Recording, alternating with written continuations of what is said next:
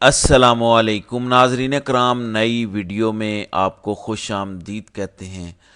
علیمہ خان کا فون انتہائی اہمیت اختیار کر گیا ہے۔ نمبر 1 کی یہ رپورٹ ہے کہ عمران خان کا جو ٹویٹر ہینڈل ہے اس پہ جو مواد پہنچایا جاتا ہے عمران خان کی مرضی کا، اوپر بیٹھے طاقتور شخص کا یہ سوچنا ہے کہ وہ مواد علیمہ خان کے اپروول سے یا ان کی طرف سے میسج جاتا ہے سوشل میڈیا ٹیم کو اور وہ پھر ٹویٹ کرتی ہیں۔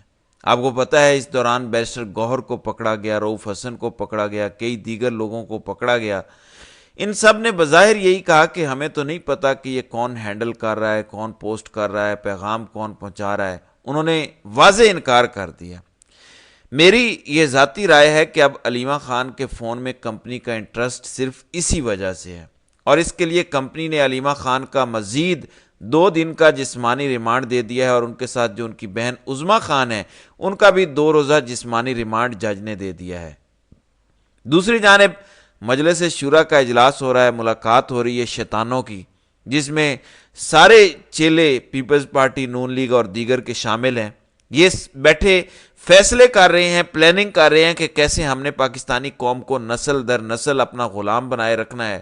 لیکن یہ بات اہمیت کی حامل ہے کہ ایسا نہیں ہے کہ یہ سارے مل کے فضل الرحمان کے ساتھ بیٹھے ہیں، کیونکہ فضل الرحمان کے بغیر ترامیم کرنا ان کے بس کی بات نہیں ہے۔ اس کی وجہ میں آپ کو بتاتا ہوں۔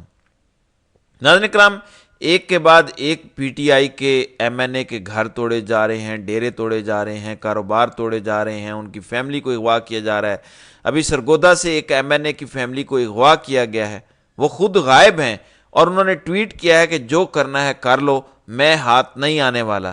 یہ جو اغوا کاریاں سٹل جاری ہیں، یہ جو جبر سٹل جاری ہے، اس کی صرف ایک وجہ نظر آتی ہے، بلکہ جبر مزید کتنا ہو رہا ہے اس پر بھی بات کرتے ہیں۔ لیکن آپ ذرا خوشخبری ملاحظہ کریں کہ سپریم کورٹ بار ایسوسی ایشن کا چیف جسٹس قاضی فائز عیسیٰ کو 24 اکتوبر کو الوداعی عشائیہ دینے کا اعلان۔ سپریم کورٹ بار ایسوسی ایشن جو کہ اس وقت اعظم نذیر تارڑ گروپ کے قبضے میں ہے، انہوں نے قاضی صاحب کو الوداعی عشائیہ دینے کا اعلان کیا ہے۔ یہ ایک قوم کے لیے خوشخبری ہے کہ ان کے اپنے لوگ یہ ریئلائز کرنا شروع ہو گئے ہیں کہ قاضی صاحب کی اب الوداعی ملاقاتیں ہوں گی۔ کمپنی نے ناظرین کرام ایک بار پھر ظلم و جبر کے پہاڑ توڑنے شروع کر دیے ہیں پاکستانی عوام پہ۔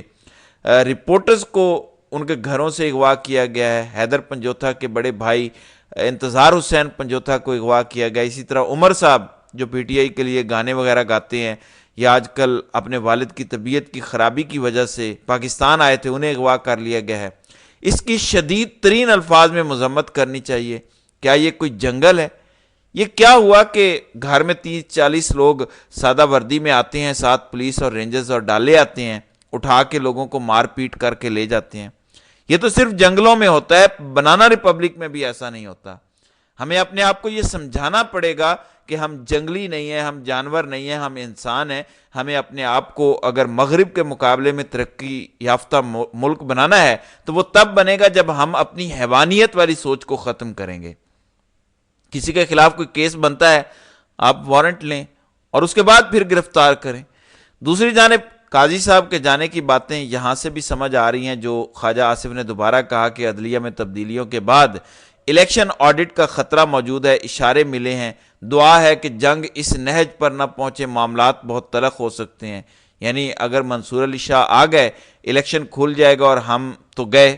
اس پر ٹاؤٹ منصور علی خان کہتا ہے کہ منصور علی شاہ کوئی ایڈوینچر نہیں کریں گے، اور اگر کرنے کی کوشش کریں گے تو اس کے نتائج بہت سخت ہوں گے۔ مطلب دھمکیاں آنا شروع ہو گئی ہیں۔ اس کا بھی مطلب ہے کہ شاید منصور علی شاہ آ رہے ہیں، ورنہ پہلے سے دھمکیاں دے کے انہیں ڈرانے کی کیا ضرورت ہے؟ اس کا مطلب ہے کہ شاید قاضی کے جانے کی طرف معاملات جا رہے ہیں، بظاہر ایسا نظر آ رہا ہے۔ تو یہ بھی ایک اچھی خبر ہے۔ دھمکیوں کو تو فی الحال سائڈ پہ رکھیں۔ اگر منصور علی شاہ ان کی دھمکیوں میں آتے تو مخصوص نشستوں کے کیس کا فیصلہ ہی وہ نہ دیتے جو کمپنی نہیں چاہتی تھی۔ تو دھمکی تو وہ نہیں سنیں گے۔ باقی میں نے آپ کو ہمیشہ بتایا کہ وہ کوئی انقلابی جج نہیں ہے، وہ جسٹس منیب اختر نہیں ہے۔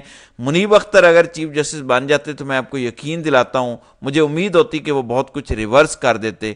منصور علی شاہ سے مجھے بہت کچھ ریورس ہونے کی امید نہیں ہے، لیکن جو ہمارا زوال آیا ہوا ہے عدلیہ میں، مجھے لگتا ہے وہ زوال رک جائے گا۔ ہم شاید اسی پوائنٹ پہ جہاں پہ اس وقت ہیں رک جائیں گے اور مزید نیچے نہیں جائیں گے. قاضی رہتا ہے تو ہم مزید نیچے جائیں گے اور کوئی اینڈ نہیں ہے نیچے جانے کا. بس یہ ایک فرق ہو جائے گا. اب یہ جو کہا جا رہا تھا کہ ہو سکتا ہے کہ آئینی ترامیم کے بعد بلاول کو وزیر اعظم بنایا جائے, شہباز شریف نے پالش کی رفتار 180 میل فی گھنٹہ کر دی ہے. یہ ذرا ملاحظہ کریں. چیف آرمی سٹاف کا بہت شکریہ ادا کرتا ہوں کہ انہوں نے بے پناہ پرسنل ایفرٹ کی اور پرسنل کاوشیں کی, and I think it has something fresh and new experience for me, and I feel very very encouraged. جی, اب کون سی آرمی چیف کی ایسی کوششیں تھی جس سے یہ فریش ہو گئے ہیں؟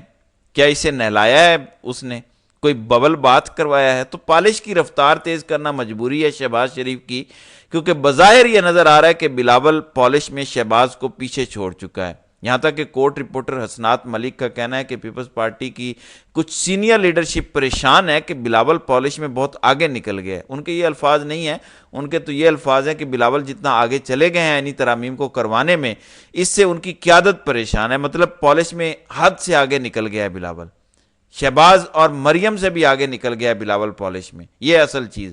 تو اب شہباز شریف نے بھی پالش کی رفتار دوبارہ تیز کر دی ہے اور یہ ایک مقابلہ ہے.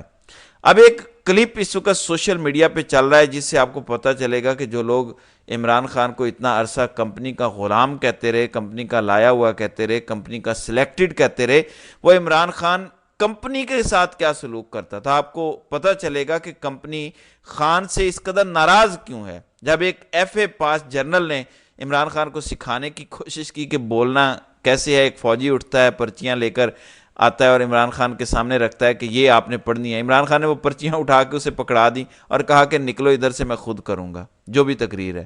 تو عمران خان تو ان کی دی ہوئی تقریر تک کرنے کے لیے تیار نہیں تھا کسی بڑی جگہ پہ, جبکہ یہ اسے کہتے ہیں کہ یہ کٹ پتلی ہے, یہ سلیکٹڈ ہے. اور اب خود دونوں پالشیے, شہباز ہو گیا, بلاول ہو گیا, مریم ہو گئی, سب میں مقابلہ ہے کہ کون زیادہ پالش کرتا ہے.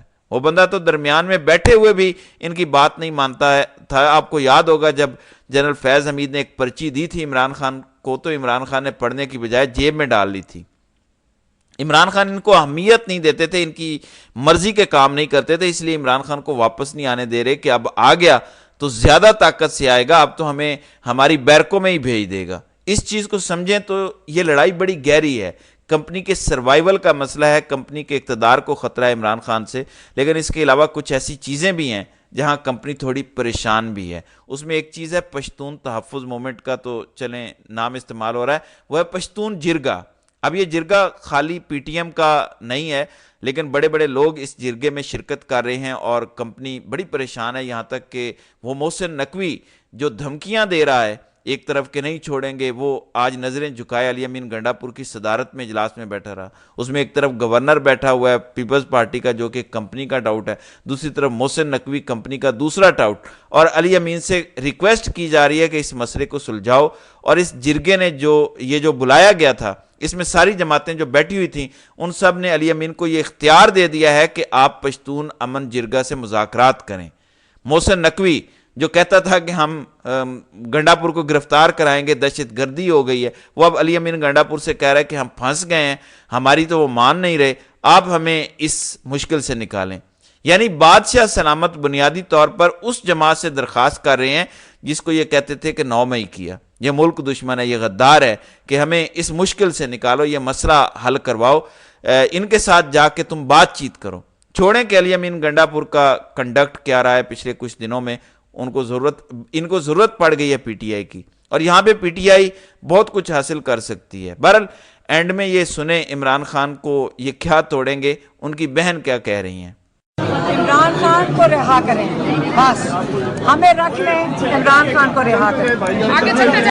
جی, تو جب جسمانی ریمانڈ ان کی بہنوں کا دیا گیا تو انہوں نے کہا کہ آپ ہمیں بے شک جیل میں رکھ لیں, بس عمران خان کو رہا کر دیں. یہ ہے وہ محبت کا انداز, اور یہ ہے عمران خان کی طاقت جو عمران خان کو ہمیشہ مضبوط بنائے ہوئے ہے. اور یہ صرف ان کی بہنیں نہیں ہیں, ان کے ورکرز, ان سے محبت کرنے والے کارکنان بھی یہی چاہتے ہیں کہ ہمیں رکھ لیں لیکن عمران خان کو رہا کر دیں.